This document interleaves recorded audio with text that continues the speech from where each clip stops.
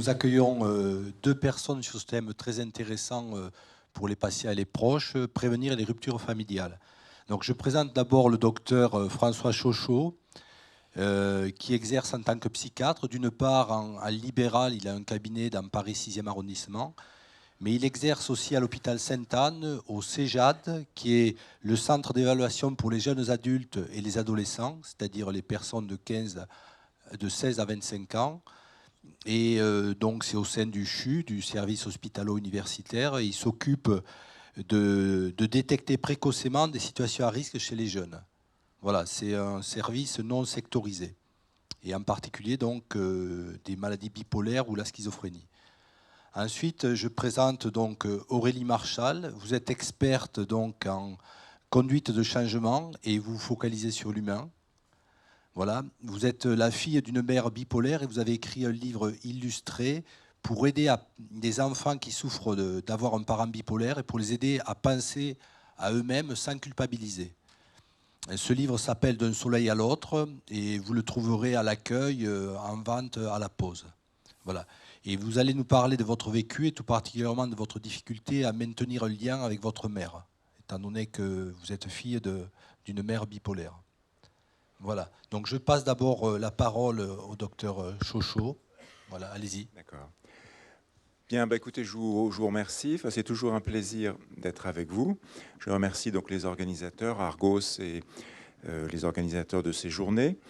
Donc on va avoir à peu près, durant une quinzaine de minutes, je vais essayer de vous faire passer un certain nombre de données sur la question de la famille, des troubles bipolaires, et dans une démarche quand même, dans une optique de prévention. Ah d'accord, moi je vais me déplacer alors. Moi j'étais bien tranquille dans mon...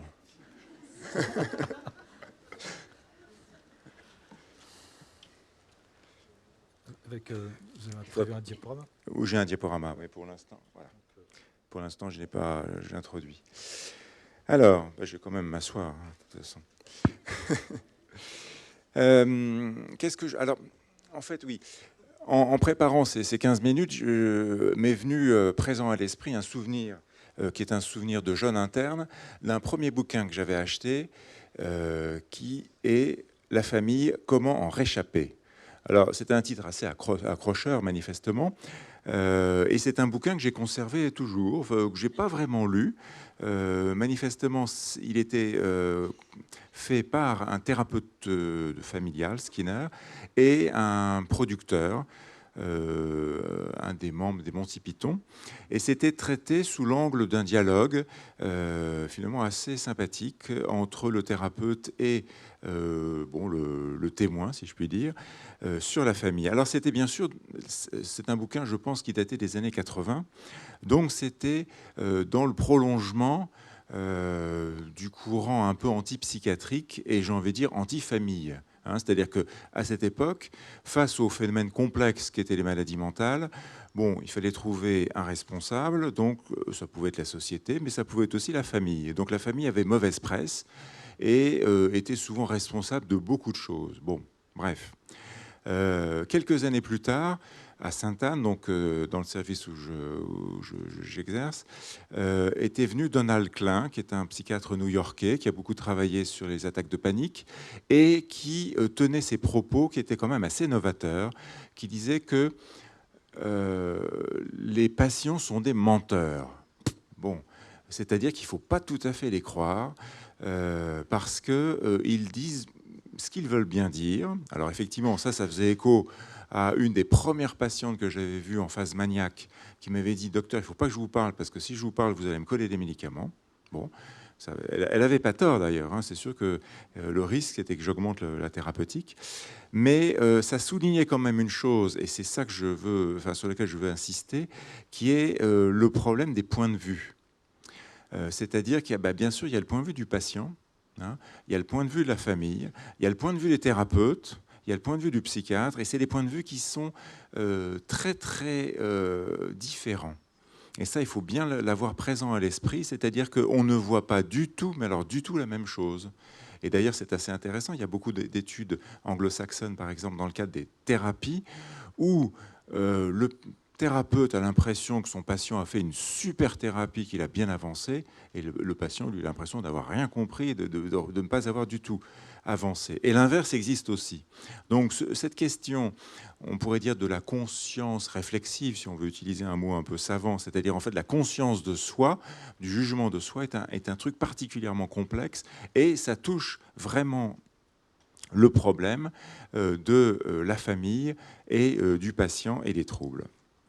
Alors l'autre chose que je veux vous dire voilà, tout ça, toujours pour illustrer un peu ce point de vue, un de mes amis qui a un trouble bipolaire quand même un peu carabiné, un jour, sa femme m'appelle en disant ça va pas du tout, il est très très agressif, il a quasiment failli étrangler son fils.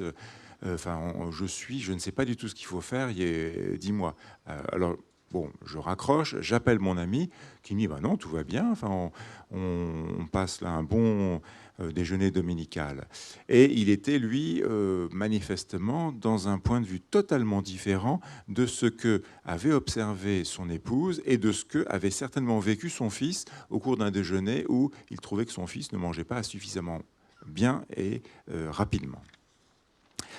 Alors, bien sûr qu'on peut finalement caricaturer, c'est-à-dire en fait voir, bon, d'un côté il y a les psychiatres pour les patients, qui sont, on pourrait dire presque sous l'emprise de leurs patients, avec cette idée-là du secret médical partagé, et puis finalement de la loyauté, parce qu'il y a quelque chose autour de cela.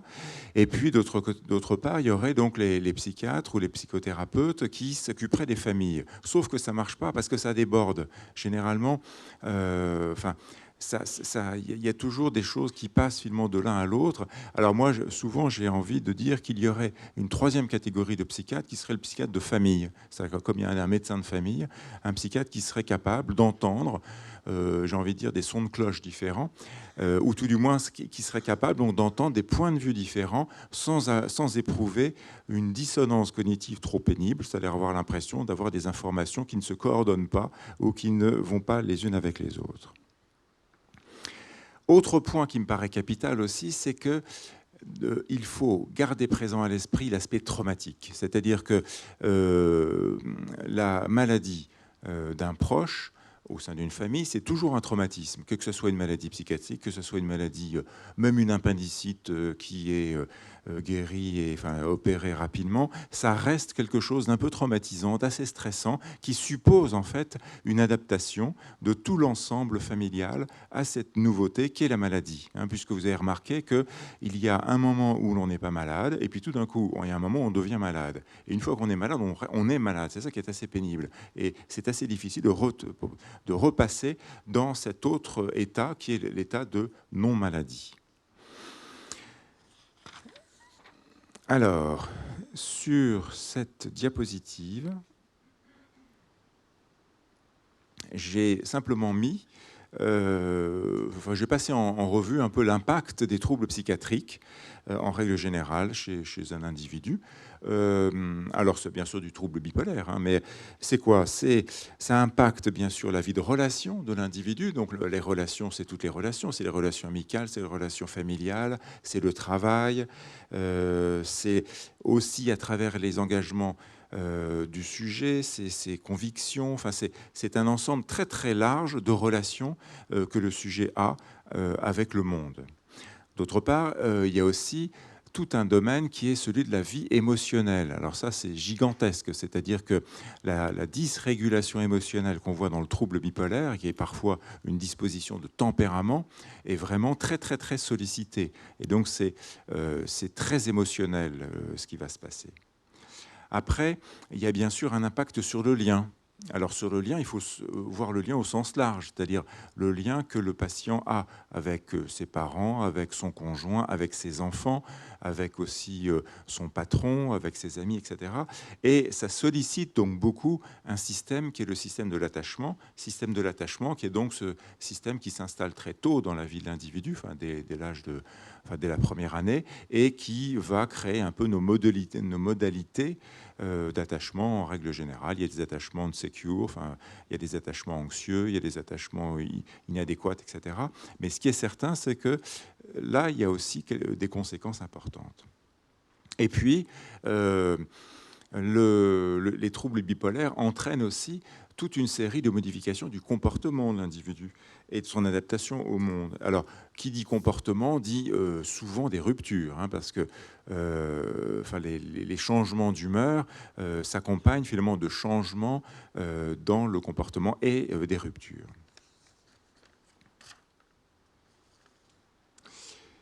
Alors, il faut commencer par une définition. Et pour ça, bon, j'ai été sur Internet. Hein, j'ai pas été dans un dictionnaire, malheureusement. Et j'ai pris la première définition qui me venait sur la famille. Qu'est-ce que la famille? Alors, une définition simple, c'est un ensemble uni que forment les parents et leurs enfants. Voilà. Alors, ça paraît tout à fait anodin, cette définition, mais pas tant que ça, parce que là-dedans, qu'est-ce que ça veut dire? Ça veut dire qu'il y a des générations, par exemple, c'est qu'il y a des relations, c'est qu'il y a des personnes qui vont avoir des temps très différents dans leur vie. Hein, donc ça veut dire qu'il y aura quoi? Il y a des adultes et des enfants. Les enfants, c'est quoi? C'est bien sûr leur développement, leur sécurité, tout leur avenir. Les adultes, ça veut dire aussi c'est leur vie qui est en jeu. Donc on voit que cet équilibre-là est précaire et riche en même temps. L'autre aspect, c'est que, alors j'ai bien aimé ça aussi, la famille, c'est également un groupe solidaire d'appartenance, composé donc de personnes qui s'aident, se soutiennent sans restriction. Ça, je trouve ça très optimiste, parce que je trouve que la famille, c'est aussi le lieu de l'abus, de la rivalité, de la jalousie, enfin des trucs atroces, quoi. Vraiment. Mais bon, là, je suis un peu cynique et un peu négatif. Mais enfin, pour dire que la famille, c'est pas si simple. Hein, c'est pas tout rose. Parfois, c'est rose et bleu ou même noir. Enfin, c'est un ensemble composite de relations teintées d'ambivalence. Enfin, tout ça, vous le savez aussi bien que moi. Et donc, cet ensemble-là va être impacté par le trouble. Et puis, la famille, c'est aussi le lieu de l'intime. L'intime, du familier. Et ça, tout d'un coup, les changements de l'humeur vont créer comme une sorte de déséquilibre de tout ce qui est intime et de tout ce qui est familier, va le rendre parfois public. Hein, il y a parfois des choses qu'on ne dit pas, et puis tout d'un coup, on les dit en phase maniaque. Alors ça sollicite beaucoup, là encore, l'intimité ou le secret de famille, ou simplement la bonne éducation qui fait qu'on ne dit pas à son conjoint qu'il nous agace. Et là qu'on va le dire parce que justement, il se passe un changement d'humeur. Alors, il y a une chose qui me paraît à dire, mais ça, vous êtes tout à fait d'accord, c'est qu'il n'y a pas de profil de famille de bipolaire. Bon, vous avez dû, hier ou ce matin, je pense, entendre plein de choses sur un certain nombre peut-être de facteurs de vulnérabilité, enfin plein de sciences en tout cas, mais ça n'est que de la science, et on ne peut en tout cas pas se dire qu'il y ait tout un environnement, je sais pas moi, biologique ou social ou génétique ou autre, qui puisse définir une famille bipolaire. Mais par contre, ce que l'on rencontre très très fréquemment, c'est des familles qui sont en détresse avec le trouble d'un de leurs proches. Alors maintenant, on va parler un petit peu plus de la prévention. Alors, vous savez que la prévention en psychiatrie, c'est un changement de paradigme gigantesque. C'est-à-dire que tout d'un coup, alors qu'on attendait tranquillement que les choses évoluent, maintenant, les psychiatres vont au-devant finalement du trouble, et vont avoir finalement à se positionner complètement différemment par rapport aux manifestations psychiatriques. Alors, une maladie, ça se compose comment? D'abord, on ne tombe pas malade du jour au lendemain quand même. Hein. Et d'autre part, finalement, il y a tout un ensemble de facteurs qui sont des facteurs d'individus, qui sont des facteurs d'environnement, qui sont des facteurs d'organisation des soins, d'accès aux soins, qui font que petit à petit, les choses vont se dessiner et que l'individu va entrer ou va être repéré comme malade. Alors, il y a déjà une période qui est la période d'avant le premier épisode, qui est une période très peu spécifique. C'est-à-dire, alors vous avez dû avoir un topo sur les prodromes, mais voilà, c'est des choses, je sais pas, des troubles du sommeil, par exemple. Qu'est-ce qu'on va faire? Est-ce qu'on doit s'inquiéter ou pas? Ou, par exemple, des conduites addictives. Bon, assez banal. Sauf que, par exemple, une consommation d'alcool chez une femme, eh bien, manifestement, évoque beaucoup plus la possibilité d'évolution vers un trouble bipolaire. Mais c'est pas sûr. Il y a plein de situations où ça n'est pas. Mais quand même. Ou des conduites addictives, voilà, ça peuvent inquiéter. Après, il y a un deuxième temps qui est celui de l'épisode. Alors, le premier épisode, là, il se passe quelque chose. Le premier épisode, généralement, c'est le contact avec l'équipe soignante. À ce niveau-là, on peut déjà avoir une étude de prévention qui va passer à travers l'information. Information donc du sujet, information de la famille, puisque de toute façon les choses sont ouvertes. Mais ce qui est certain, c'est que ça n'est pas le temps d'un diagnostic, mais c'est le temps d'un diagnostic d'épisode. Il est certain aussi que la maladie bipolaire ne se résume absolument pas aux épisodes. Vous avez bien vu que les épisodes, à la limite, avec un peu de patience et avec un peu de doigté et de compétence du psychiatre, on arrive généralement à quelque chose quand même. On arrive à sortir de l'épisode. Parfois, ça se fait tout à fait spontanément. Le psychiatre est content parce qu'il a l'impression d'être efficace, alors qu'en fait, c'est simplement le temps et le traitement qui a été donné qui marche, mais ça évolue.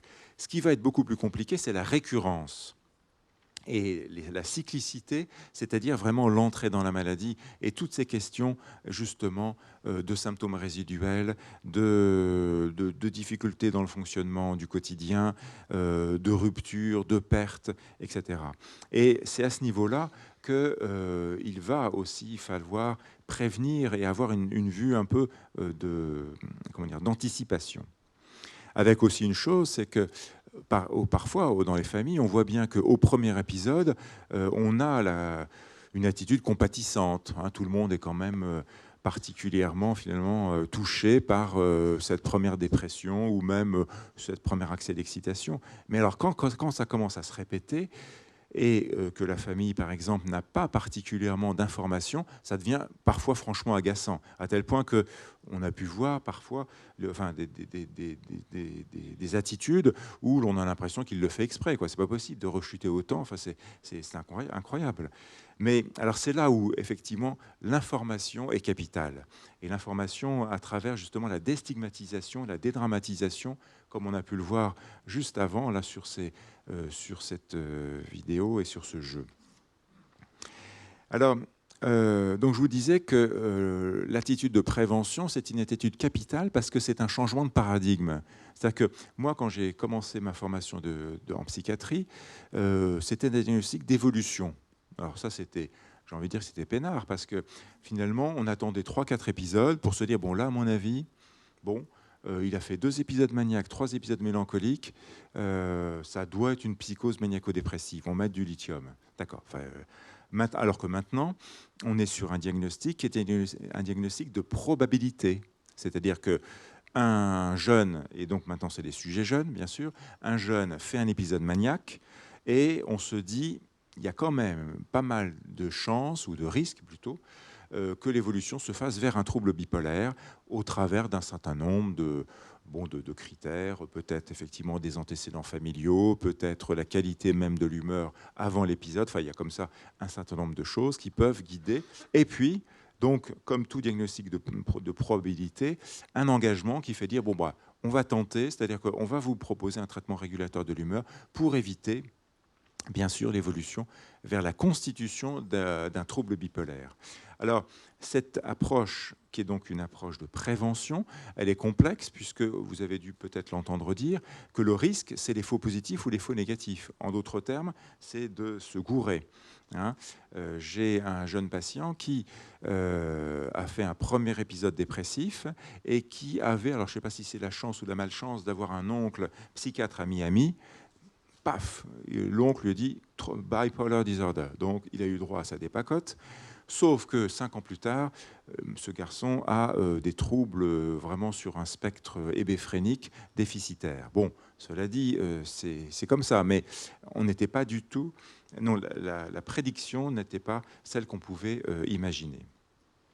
Donc, on change finalement d'attitude, mais ce changement d'attitude est associé, bien sûr, à un changement d'attitude vis-à-vis du diagnostic et vis-à-vis de la famille. C'est-à-dire qu'on va partager les choses, partager le diagnostic, partager aussi les doutes, et ça c'est important, c'est-à-dire on ne peut pas se situer comme possédant donc une certitude diagnostique, mais une probabilité diagnostique, donc on va partager avec la famille, qu'on va informer. Alors, il y a, dans le domaine de la prévention et de l'intervention précoce, il y a un auteur dont je parle souvent, qui est Patrick McGorry, à Melbourne, qui, lui, a travaillé depuis les années 90 sur ce sujet et qui a développé tout un dispositif, justement, de partage, d'information, et vraiment pour être en amont, c'est-à-dire vraiment pour que, dès qu'apparaissent les premiers signes, eh bien, la famille, comme le patient il n'est pas encore patient d'ailleurs, le sujet puisse être repéré, informé, guidé. Et bon, je ne vais pas vous parler de McGorry et de tout ce qu'il a fait, mais il en est maintenant à un développement qui est très intéressant de ce qu'il appelle les Head Centers, Head, la tête. Hein.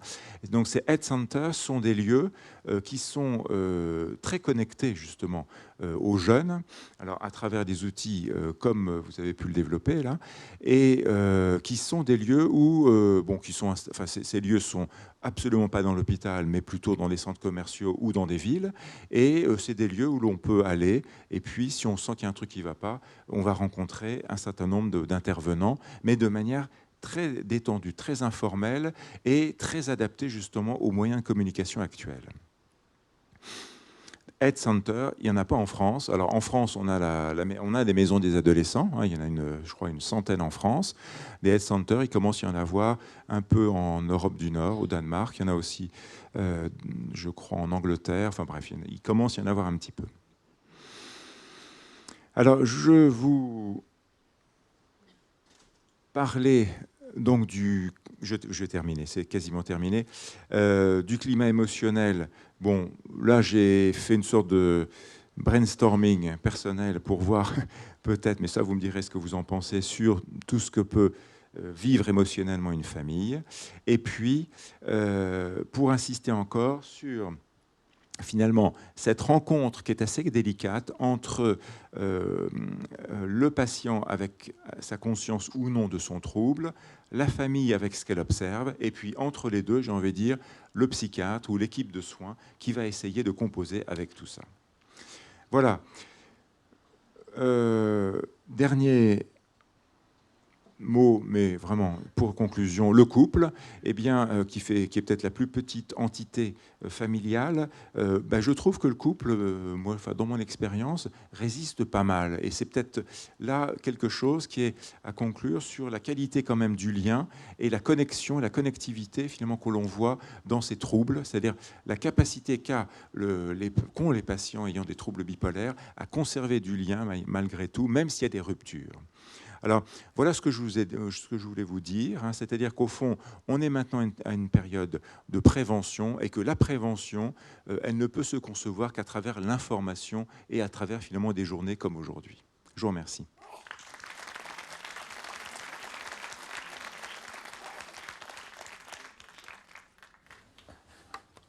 Merci beaucoup, Dr Chouchou. Donc, je vais appeler Madame Aurélie. Je vais remettre le... Il faut que je reste là. Oui, si vous voulez bien, comme ça vous allez pouvoir faire passer le diaporama. Je le remets juste au début. Hop. Voilà. Vous pouvez faire en A40. Oui, merci. Bonjour à tous. Donc, je remercie les organisateurs de ces 2 journées de m'avoir invité à témoigner, à partager mon vécu avec vous. Donc, je suis Aurélie Marchal et j'ai écrit ce livre dont vous voyez l'image de couverture à l'écran. Alors, je voulais vous parler de moi. Je prétends, comme on l'a dit hier et aujourd'hui, toutes les situations sont toujours différentes. Tous les bipolaires sont différents. Il peut y avoir aussi d'autres pathologies associées. Moi, ma mère, voilà, je suis donc fille d'une mère bipolaire. J'ai eu le diagnostic très tardivement. En fait, il y a seulement 4 ans. Avant, pour moi, elle était dépressive chronique. Donc, comme je l'ai compris hier, ça a peut-être expliqué pourquoi le diagnostic a mis longtemps à être posé. Apparemment, le diagnostic est le plus facile lorsqu'il s'agit en premier lieu de phases maniaques. Donc cette image-là, ça représente un petit peu ce que j'ai vécu enfant. Donc ma mère, elle était toujours mal, hein, toujours quand il y avait des réunions de famille, à être mal, avec tout le monde autour qui essayait de lui remonter le moral, qui comprenait pas trop ce qu'elle avait. Bon, là encore, elle était mal, mais elle était avec nous. La plupart du temps, elle était au lit. J'ai plein de souvenirs où je rentrais de l'école et c'est mon père qui faisait à manger parce que ma mère était au lit. Donc moi, je ne comprenais pas ce qui se passait. Forcément, j'étais triste. Donc j'avais plein de choses qui se mélangeaient dans ma tête, à savoir qu'enfant, c'était surtout de la tristesse, de l'impuissance et énormément de honte. Je voulais pas inviter mes amis à la maison parce que ma mère, elle allait être au lit ou parce qu'elle allait être levée, mais que ça... Enfin, j'ai très vite eu conscience qu'elle était différente des autres adultes, ne serait-ce que voilà, quand on était en famille, elle était toujours différente. Donc elle a perdu très très tôt sa légitimité de mère pour moi. Et plus tard, beaucoup plus tard, à partir du moment où j'ai eu des enfants, il y a la colère qui est apparue. Parce qu'en fait, ce qui s'est passé, c'est que j'ai grandi donc avec ces phases successives. Alors, quand je dis qu'elle était pour moi dépressive chronique, c'est qu'elle avait quand même des phases de manie, mais je les voyais pas comme telles. Je les voyais comme tout d'un coup ma mère qui redevenait normale. Et pour moi, c'était de l'éducation. Sauf que son éducation, elle était quand même très particulière. Elle tombait vite dans l'autoritarisme, à nous disputer, à nous gronder pour des choses qui faisaient pas sens, à s'énerver pour tout et n'importe quoi. Enfin, c'était pas de l'éducation, c'était de la manie. Sauf qu'à l'époque, je le savais pas. Donc tout ça pour dire que depuis très jeune, je me sentais mal en sa présence. Je préférais qu'elle soit pas là. Je préférais qu'elle soit au lit quand il y avait des amis, de la famille, parce qu'elle était toujours imprévisible et que à chaque fois ça me déstabilisait. Donc je pense que j'ai développé une empathie, une très forte empathie, très jeune. Et en fait, alors quand j'ai été adolescente et que je revenais plus, seulement pour les week-ends à la maison. Il fallait qu'il y ait mon frère qui soit là. J'ai 2 frères, donc il fallait qu'il y ait un de mes frères au moins qui soit là, sinon je me sentais très mal. En fait, sa présence, c'était comme si on me plantait des aiguilles.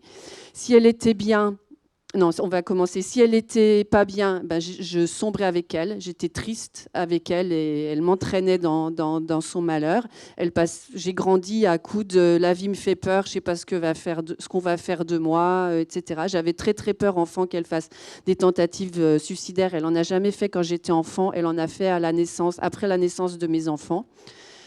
Si elle était en phase maniaque, qui n'était pas qualifiée comme telle, donc là, elle donnait des ordres à tout le monde, elle nous écrivait des listes de choses à faire, il fallait qu'on fasse les toiles d'araignée du grenier parce qu'il y avait des invités, et puis donc elle invitait plein de monde, et au dernier moment, elle laissait tout en plan et elle allait se coucher parce qu'elle était fatiguée. Là, j'étais énervée contre elle, et puis quand elle allait bien, je savais que ça allait pas durer. Donc j'étais triste, j'étais pleine de culpabilité. Je me disais, ah là, faut que tu en profites, faut que j'en profite, faut que tu te souviennes de ce moment-là, comme si, c'était une pépite d'or, et sachant que ça allait rechuter. Et puis, en fait, je me suis rendu compte que, alors en fait, sa maladie a été de pire en pire. Comme je vous l'ai dit, quand j'ai commencé à devenir adulte, en fait, les générations étaient complètement inversées. J'étais sa mère, je la maternais, je la rassurais, je lui expliquais la vie, je lui disais que ça allait aller, qu'il fallait, enfin, j'essayais de lui redonner le goût de vivre. Et quand j'ai eu des enfants, je me suis rendu compte que c'était plus possible. C'était plus possible d'aller chez elle, d'arriver, rien n'était prêt. Elle faisait pas son ménage. Elle m'engueulait quand je voulais passer l'aspirateur parce que ça servait à rien de passer l'aspirateur parce qu'on allait ressalir. Donc c'était la première chose que je faisais comme j'arrivais et elle prenait ça comme une agression. Quand j'ai eu des enfants, ça a pu être possible. Là, je me suis dit. Et puis là, je lui ai dit à un moment, j'ai senti qu'il fallait que je me sauve. Donc la rupture familiale, eh ben moi je pense qu'elle peut être tout à fait salutaire à un moment pour les personnes qui risquent de sombrer avec la personne bipolaire si la personne bipolaire est mal soignée. Parce que là, je sombrais avec elle en fait. Et elle s'appuyait, j'ai toujours eu cette impression, et ça, c'est là où ma colère a sorti adulte, j'ai compris plus tard, en voyant aussi d'autres témoignages de personnes bipolaires, c'est pour ça qu'il ne faut pas généraliser, qu'elle n'avait pas cherché à nous épargner, qu'elle s'appuyait sur nous. Et ça, il y a un moment, il a fallu que je m'en détache, parce que sinon, nous, ces 3 enfants, on était ses tuteurs. Et donc, j'ai commencé à lui dire que je ne la verrais que quand elle était bien, que je ne voulais plus la voir quand elle était mal.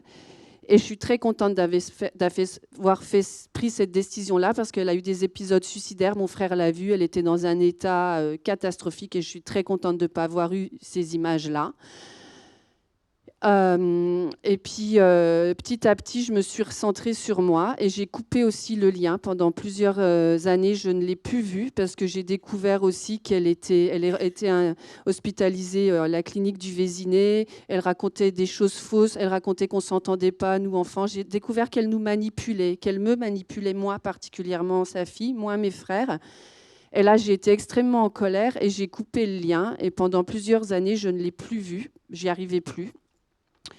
Et c'était très, très, très culpabilisant. Et pour me déculpabiliser, je me suis dit que ce n'était pas seulement pour moi que je le faisais, que c'était aussi pour mes enfants.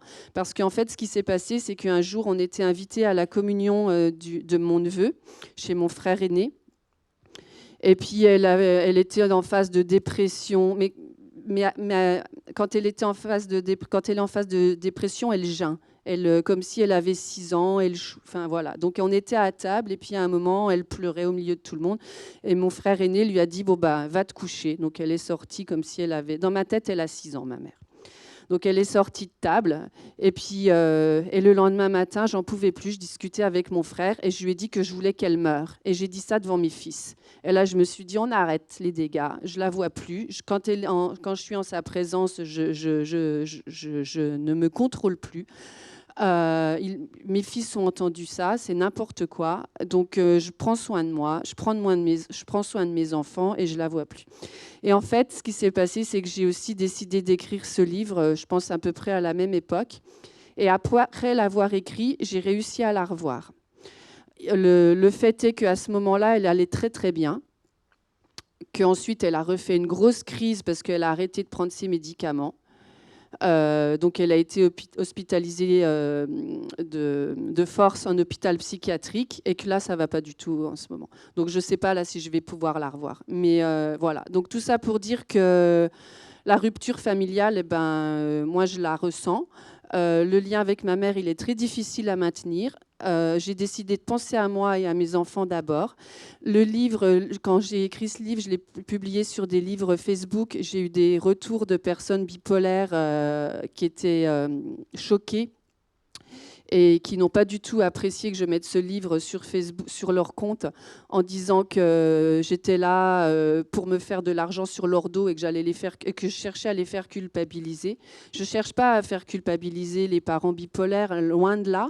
Je sais qu'ils n'y sont pour rien. Je cherche juste à mettre en avant le fait que les enfants, il faut aussi penser à eux. et que c'est extrêmement difficile pour les enfants d'avoir des parents bipolaires. Et je suis tout à fait d'avis sur le fait, ce que vous disiez tout à l'heure, que ça serait très très bien d'avoir un psychiatre familial. J'ai entendu dire que dans certains pays, le psychiatre, il rencontrait toute la famille.